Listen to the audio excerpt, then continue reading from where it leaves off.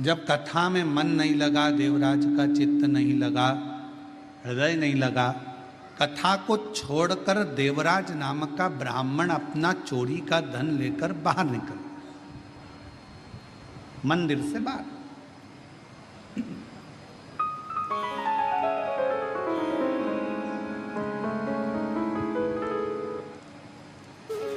और गया, सोचा अब कहां जाऊं, मेरे शरीर में बहुत पाप है, बहुत कष्ट है। और फिर निवेदन है आप सबसे, शिव महापुराण कथा के माध्यम से, भगवान शंकर की कथा के माध्यम से फिर निवेदन।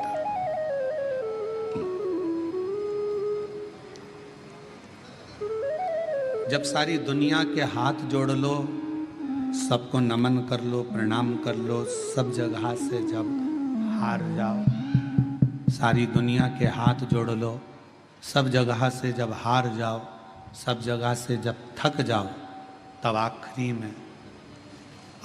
में मेरे शिव के दरवाजे पर एक बार जरूर जाओ और वहां जाकर एक लोटा जल चढ़ाना प्रारंभ।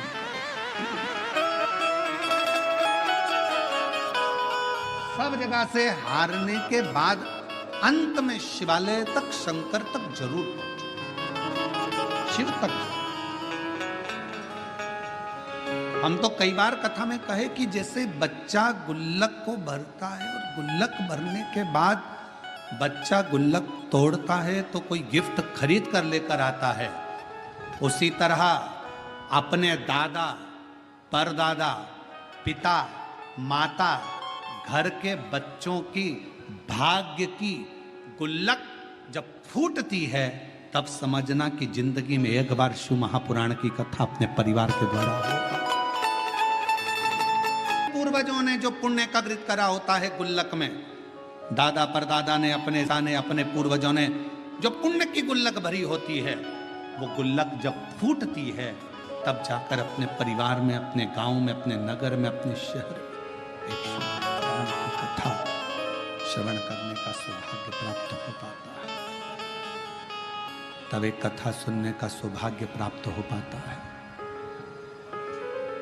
तब शिव कथा श्रवण करने का सौभाग्य मिल पाता है। जब उसकी पुण्य की गुल्लक भराए तो समझो कि भगवान की करुणा, भगवान की उदारता, भगवान की कृपा करो। अब करे तो क्या, देवराज चोरी का धन लेकर बेलपत्र के वृक्ष के नीचे बैठ गए।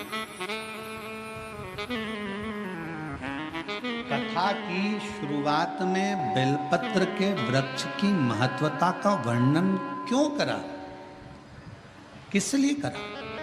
हम कल्प वृक्ष नहीं देख सकते, हम कल्प वृक्ष की करना, उसकी विचार भी नहीं कर सकते।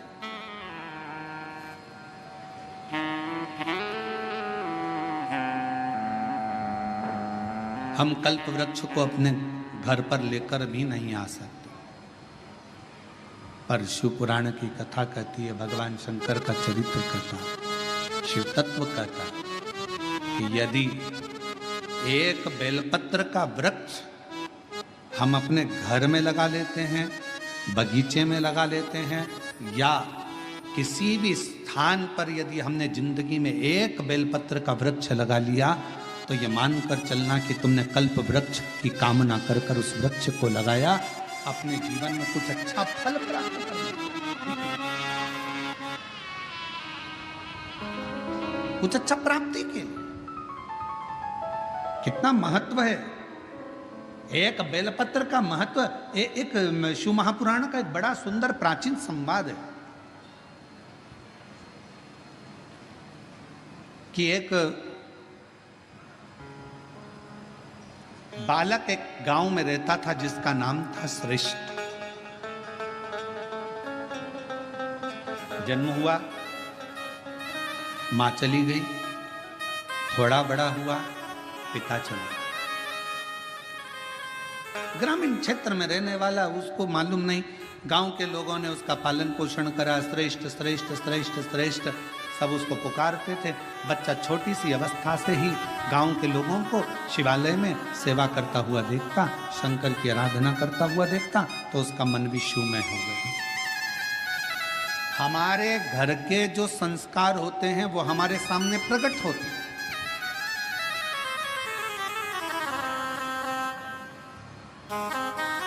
उनके घर में उनके माता पिता को यही कहा कि आपके पुत्र विशाल और बहुरानी, घर के बच्चों को आपने जो संस्कार दिया, ये संस्कार आज सामने देखने को मिलता है। कम से कम इतनी बड़ी शिव महापुराण की कथा अपने माता पिता और अपने पूर्वजों का आनंद के लिए कराई तो।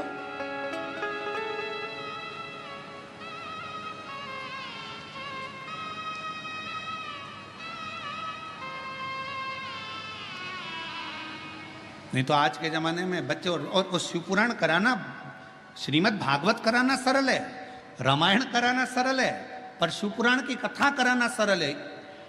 चारों तरफ से इतना इतना प्रेशर रहता है, हर तरह का।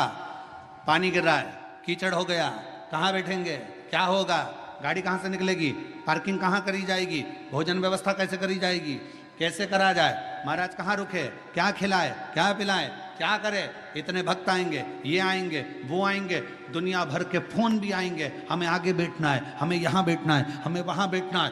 पूरी चिंता चिंता चिंता चिंता चिंता। आप विशाल जी से पूछना, वो तो विशाल जी का हाथ शंकर जी ने पकड़ रखा है, इसलिए उनकी चिंता थोड़ी भोलेनाथ ले रखे हैं। पर उनसे पूछिएगा जरा कि महाराज कथा करवाना कितना कितना कठिन, जरा पूछिएगा, बहुत कठिन। जब तक कथा शिव पुराण की चालू ना हो तब तक थोड़ा थोड़ा थोड़ा थोड़ा थोड़ा थोड़ा, और जैसे ही शिव पुराण के पहले दिन की कथा हो जाए तो सबसे ज्यादा फ्री तो यजमान हो जाता है कि लगे अब महाराज कथा चालू हो गई, अब क्या सोचूं, अब तो शंकर जी जाने, भोलेनाथ जाने, शिव जी जाने।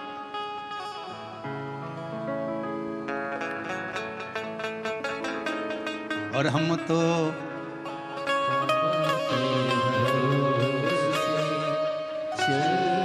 दीनानाथ। तुम लोग चुप रहो जरा, इनका भी तो सुने, बेजापुर वालों के आवाज कैसी, हमको भी तो सुनने मिले। तुम बोलो, तुम बोलो। हम तो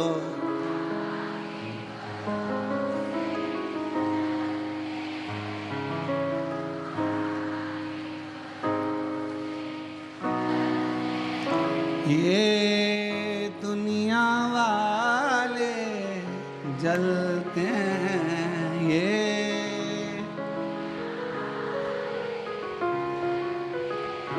भोले बाबा के भरोसे, डमरू वाले के भरोसे। हम उसके आश्रित श्रेष्ठ छोटा सा बालक।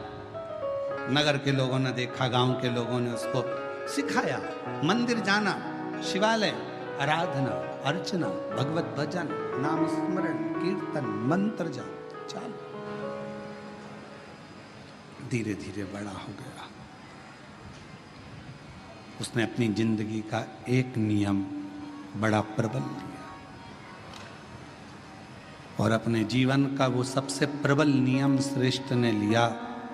प्रतिदिन शंकर जी के मंदिर में एक बेलपत्र समर्पित कर,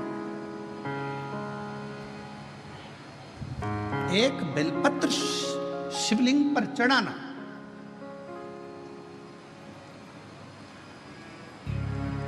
और होना चाहिए, जिंदगी का एक नियम आपके जीवन में होना चाहिए। हम तो आप लोगों से भी कहेंगे कोई बड़ा नियम नहीं ले सकते, तो एक नियम अपने जीवन में ले लो कि मैं सुबह उठते से ही सबसे पहले अपने मुख से श्री शिवाय नमस्तुभ्यं बोलूं।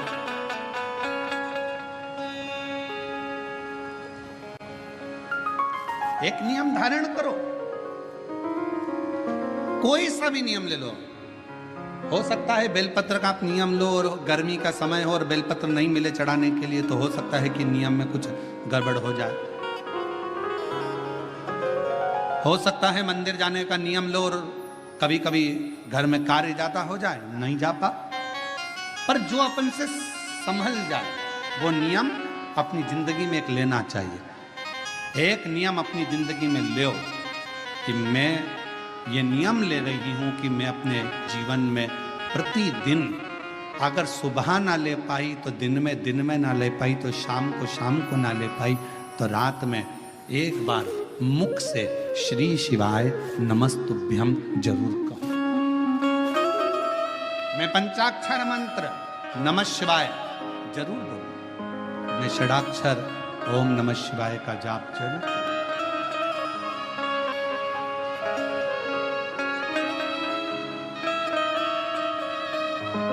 अपने भीतर उस नियम को धारण। श्रेष्ठ बालक बड़ा हो गया, अपना नियम धारण कर रहता। जिस गांव में श्रेष्ठ बालक रहता था उसी गांव के नजदीक में 2 गांव छोड़कर एक ब्राह्मण और एक ब्राह्मणी का परिवार रहता था।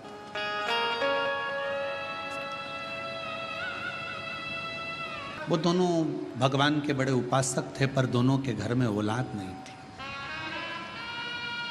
संतान का सुख नहीं था।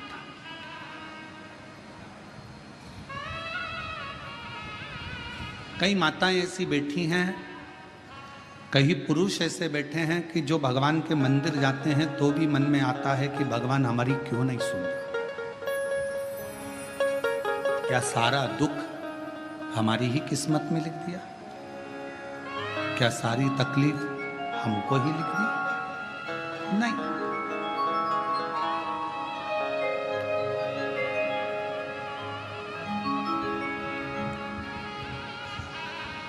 कभी ये विचार ना लाए, तेरे मंदिर में आना मेरा काम है और मेरी बिगड़ी बनाना तेरा। आप अपने मन में श्रेष्ठ विचार को लेकर आओ कि बाबा एक ना एक दिन अच्छा करेगा, एक ना एक दिन मेरे जीवन में सुख का पल आए। और फिर निवेदन करेंगे, आज से नवरात्रे प्रारंभ हुए हैं, 9 दिन तक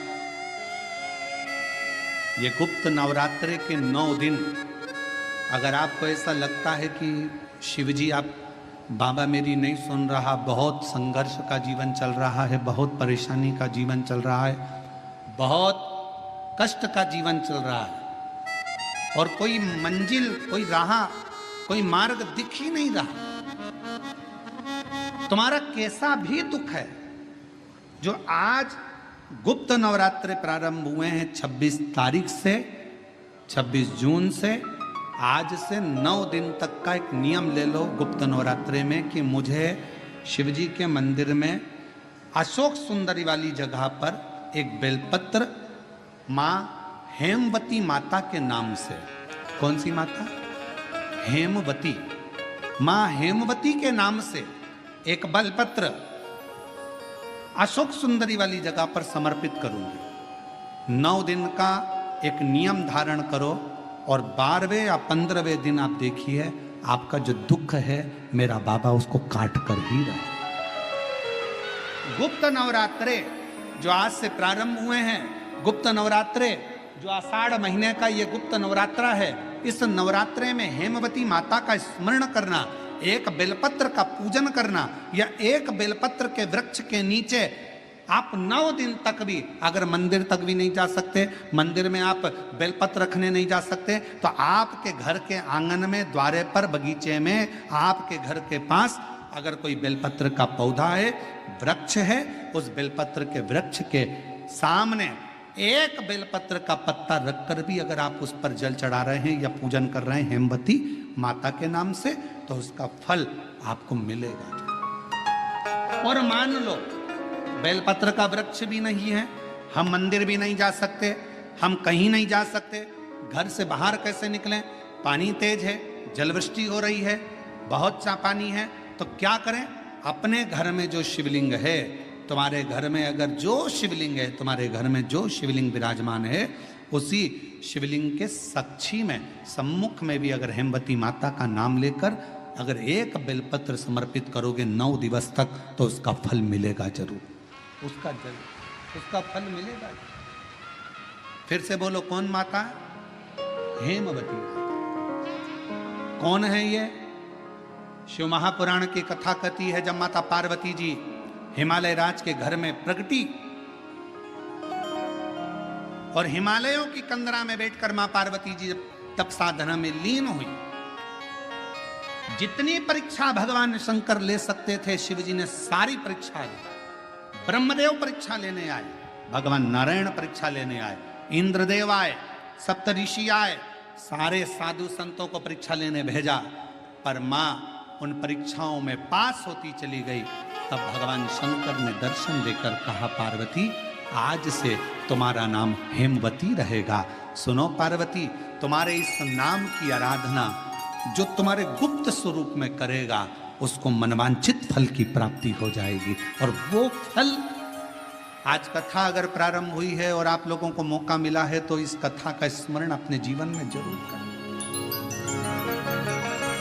क्या पता भोलेनाथ जी ने बेजापुर वालों पर भारी कृपा करी है, बहुत बड़ी कृपा करी, जो नवरात्र में कथा मिली और आप लोगों को ये कथा का चरित्र श्रवण करने को पहले दिन ही मिल गया। बीच में मिलते तो 2-3 दिन निकल गए होते।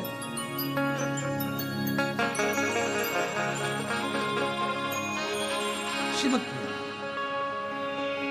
और मेरे भोले तेरा सहारा है,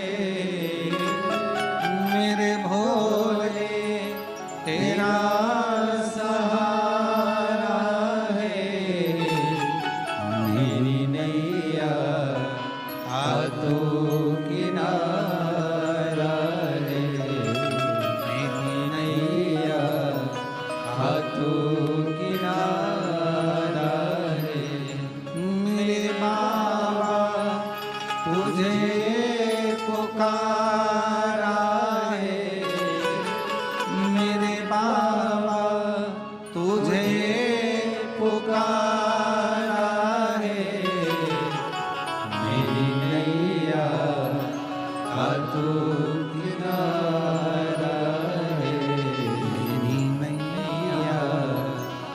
तो